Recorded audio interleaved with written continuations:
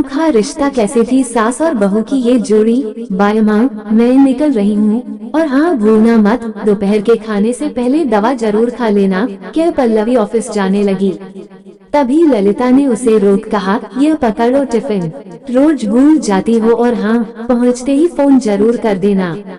मैं भूल भी जाऊं तो क्या आप भूलने देती हो माँ, पकड़ा ही देती हो खाने का टिफिन, लाड़ दिखाते हुए पल्लवी ने कहा। तो ललिता भी प्यार के साथ नसीहतें देने लगी कि वह कैंटीन में कुछ न खाए। हाँ हाँ, नहीं खाऊंगी मेरी माँ, वैसे याद है न शाम को 5 बजे, आप तैयार रहना, मैं जल्दी आने की कोशिश करूंगी। यह बात पल्लवी ने इशारों में कही, तो ललिता ने भी इशारों में ही जवाब दिया कि वे तैयार रहेंगी। क्या इशारे हो रहे हैं दोनों के बीच। ललिता और पल्लवी को इशारों में बात करते देख विपुल ने कहा, देख लो पापा, जरूर यहाँ सास बहू और साजिश चल रही है। विपुल की बातें सुन शंभूजी भी हंसे बिना नहीं रह पाए, मगर विपुल तो अपनी माँ के पीछे ही पड़ गया, यह जानने के लिए कि इशारों में पल्लवी ने उनसे क्या कहा। यह हम सास बहू के बीच की बात है, प्यार से बेटे का कान खींचते हुए ललिता बोली। बेचारा विपुल बिना बात को जाने ही ऑफिस चला गया। दोनों को ऑफिस भेजकर ललिता 2 कप चाय बना लाई और फिर इत्मीनान से शंभूजी की बगल में बैठ गईं। चाय पीते हुए शंभूजी एकटक ललिता को देख देख कर मुस्कुराए जा रहे थे। इतना क्यों मुस्कुरा रहे हो, क्या गम है जिसे छिपा रहे हो, ललिता ने शायराना अंदाज में पूछा, तो उनकी हंसी छूट गई। कहने लगे, मुस्कुरा इसलिए रहा हूँ कि तुम भी न अजीब हो।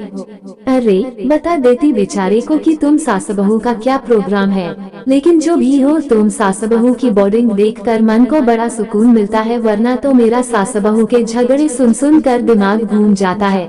हाल ही में मैंने अखबार में एक खबर पढ़ी जिसमें लिखा था, सास से तंगाकर एक बहू 12वीं मंजिल से कूद गई, और जानती हो पहले उसने अपने 2.5 साल के बेटे को फेंका और फिर खुद कूद गई, जिससे दोनों की मौत हो गई। सच कह रहा हूँ ललिता, यह पढ़कर मेरा तो दिल बैठ गया था। शंभूजी की बातें सुनकर ललिता का भी दिल दहल गया। सोचा जरा उस इंसान पर क्या बीतती होगी जिसे न तो माँ समझ पाती है और न पत्नी। पिसता रहता है बेचारा माँ और पत्नी के बीच।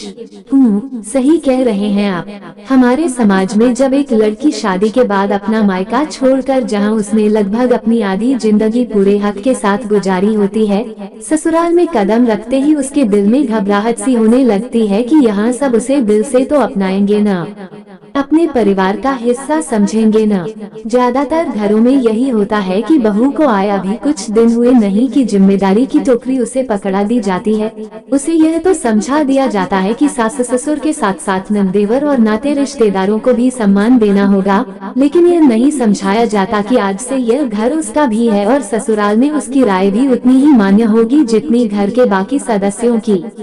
क्या एक बहू का यह अधिकार नहीं कि घर के हित के लिए जो भी फैसले लिए जाएं उनमें उसकी भी राय शामिल हो?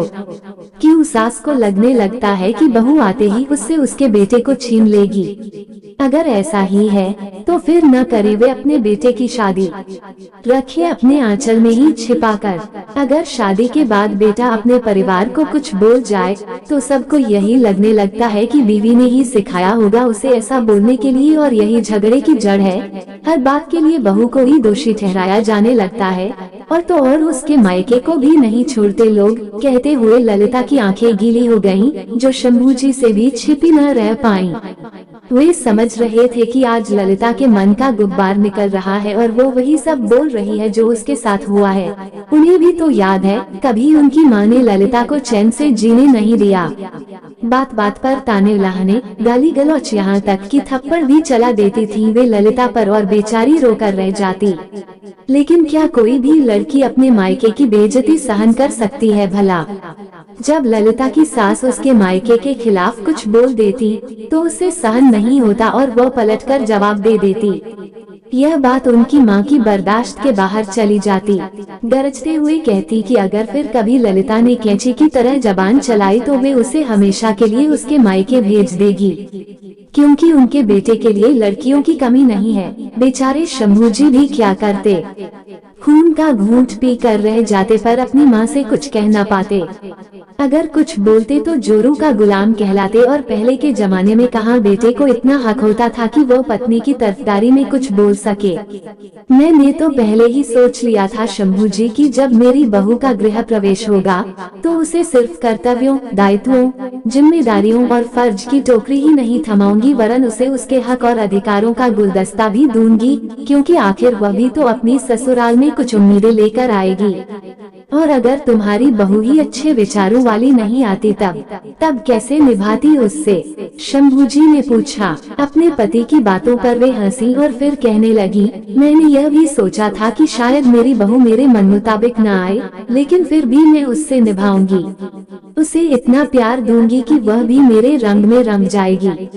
जानते हैं शंभू जी, अगर एक औरत चाहे तो फिर चाहे वह सास हो या बहू, अपने रिश्ते को बिगाड़ भी सकती है, और चाहे तो अपनी सूझबूझ से रिश्ते को कभी न टूटने वाले पक्के धागे में पिरो कर भी रख सकती है। हर लड़की चाहती है कि वो एक अच्छी बहू बने, पर इसके लिए सास को भी तो अपनी जिम्मेदारी समझनी होगी न। अगर घर के किसी फैसले में बहू की सहमति न ले, उसे पराई समझे, तो वो हमें कितना अपना पाएगी? बोलिए। उफ, बातों बातों में समय का पता ही नहीं चला। घड़ी की तरफ देखते हुए ललिता ने कहा, आज आपको दुकान पर नहीं जाना क्या? सोच रहा हूँ आज न जाऊँ। वैसे भी लेट हो गया और मंदी के कारण वैसे भी ग्राहक कम ही आते हैं, शंभू जी ने कहा। उनका अपना कपड़े का व्यापार था। पर यह तो बताओ कि तुम सासू बहू ने क्या प्रोग्राम बनाया है? मुझे तो बता दो, वे बोले। शंभू जी के पूछने पर पहले तो ललिता झूठे सच्चे बहाने बनाने लगी, पर जब उन्होंने जोर दिया तो बोली, आज हम सासू बहू फिल्म देखने जा रही हैं। अच्छा, कौन सी? पूछते हुए शंभू जी की आंखें चमक उठी।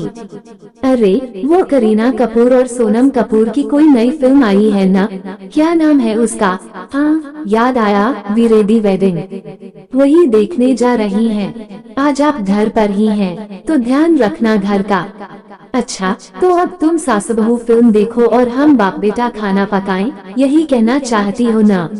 हाँ, सही तो है, हंसते हुए ललिता बोली और फिर किचन की तरफ बढ़ गईं। अच्छा ठीक है, खाना हम बना लेंगे, पर एक कप चाय और पिला दो, शंभू जी ने कहा। तो ललिता भुना-भुनाई यह कहकर कि घर में रहते हैं तो बार बार चाय बनवाकर परेशान कर देते हैं। जो भी हो, पति पत्नी अपने जीवन में बहुत खुश थे, और हो भी क्यों न, जब पल्लवी जैसी बहू हो। शादी के 4 साल हो गए, पर कभी उसने ललिता को यह एहसास नहीं दिलवाया कि वो उनकी बहू है। पास पड़ोस, नाते रिश्तेदार इन दोनों के रिश्ते को देखकर आश्चर्य करते और कहते कि क्या सास बहू भी कभी ऐसे एक साथ इतनी खुश रह सकती हैं? लगता ही नहीं है कि दोनों सास बहू हैं। पल्लवी एक मल्टीनेशनल कंपनी में अच्छे पैकेज पर नौकरी कर रही थी, और वहीं उसकी मुलाकात विपुल से हुई, जो जान पहचान के बाद दोस्ती और फिर प्यार में बदल गई। 2 साल तक बेरोक-टोक उनका प्यार चलता रहा, और फिर दोनों परिवारों की सहमति से विवाह के बंधन में बंध गए।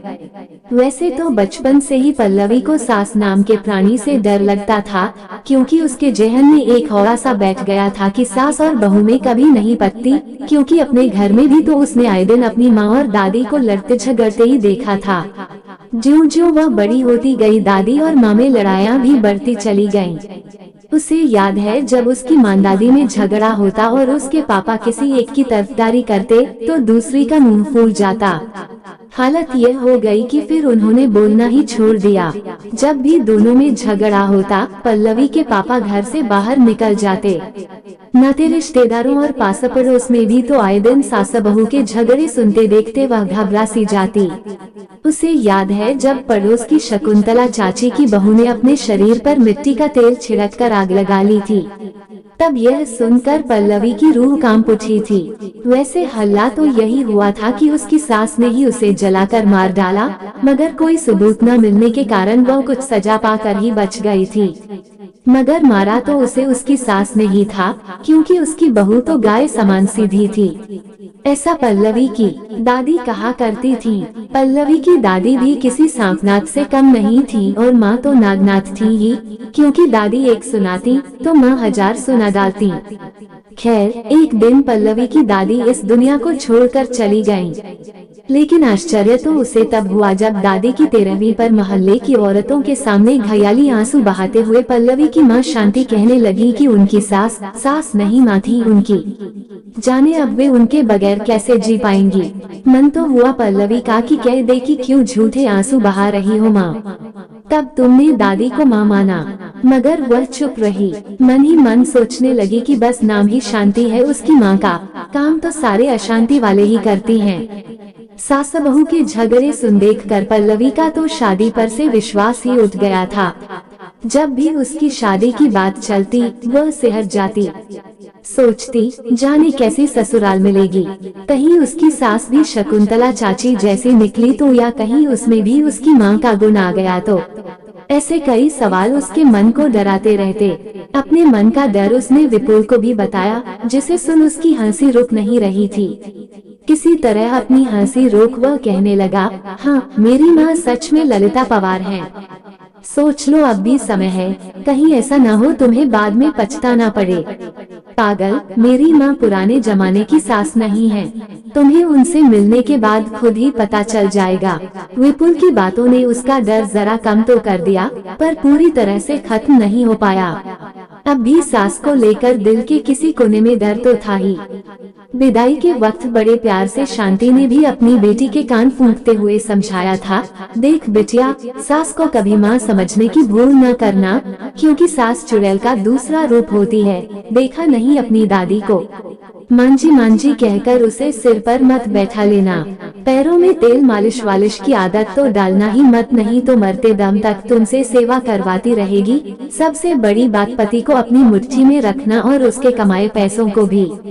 अपनी कमाई तो उसे छूने भी मत देना, एक बार मुंह को खून लग जाए तो आदत पड़ जाती है। समझ रही हो ना मेरे कहने का मतलब।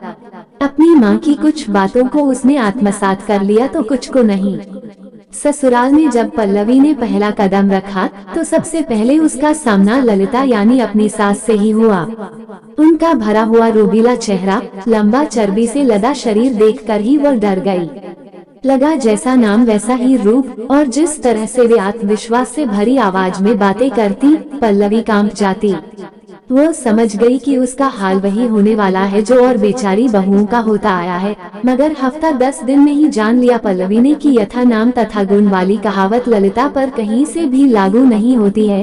तेजतर रात कैंची की तरह जबान और सांसों वाला रोग जरा भी नहीं था उनके पास। एक रोज जब वह अपनी माँ को याद कर रोने लगी तो उसकी सास ने उसे सीने से लगा लिया और कहा कि वो उसे सास नहीं माँ समझे, और जब मन हो जाकर अपनी माँ से मिलाए।